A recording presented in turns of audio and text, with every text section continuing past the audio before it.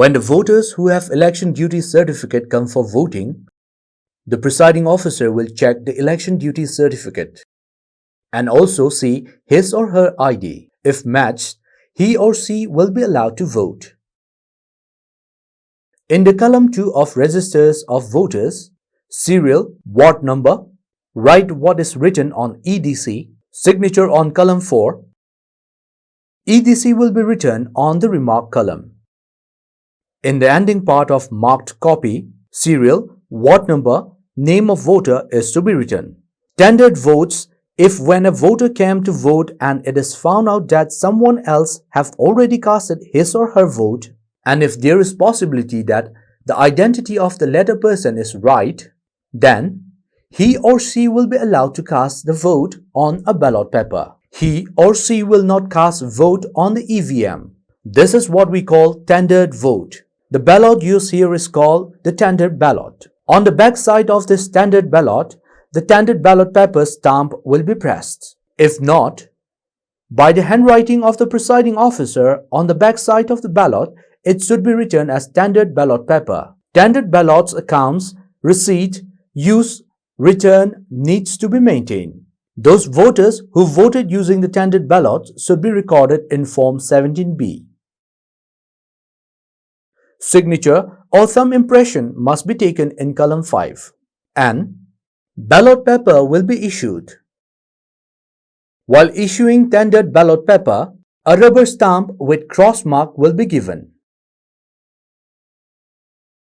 The voter will enter the voting compartment and use the rubber stamp to cast a vote near the candidate symbol. After the voter finished voting, the voter should fold the ballot paper and give it to the presiding officer. If any elector is blind or if he or she cannot cast the vote by pressing the ballot button, the voter can allow someone who has attained an age of 18 or above make his or her companion and let the person cast the vote in his or her place. This is under conduct of Rules 49N.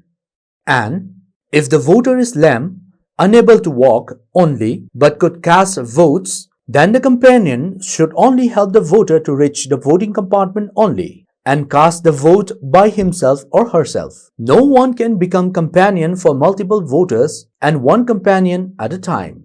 The companion too will be marked with indelible ink on right index finger, for the voter on the left index finger. One declaration from the companion will be taken.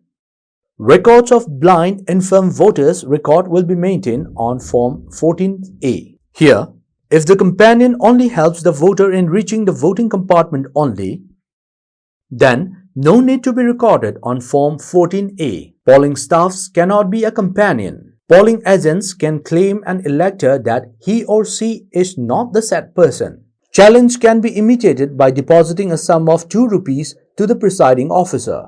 The presiding officer should thoroughly observe and only accept proper challenges only. The presiding officer should initiate a summary inquiry. If the challenge is found to be true, then the voter won't be allowed to cast a vote. Will be handed over to the police with a written report.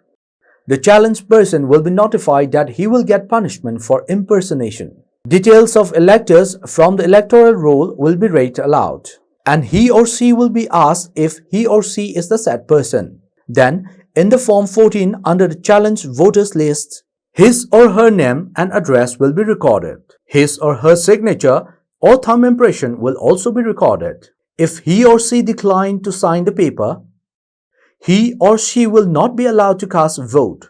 How to do summary inquiry? At first, the agent who is claiming the voter to be an impostor will be asked to give evidence or proof to support his or her claim. If the claiming person cannot give the proof or evidence, the challenge should not be entertained, and the person who got claimed should now be allowed to vote.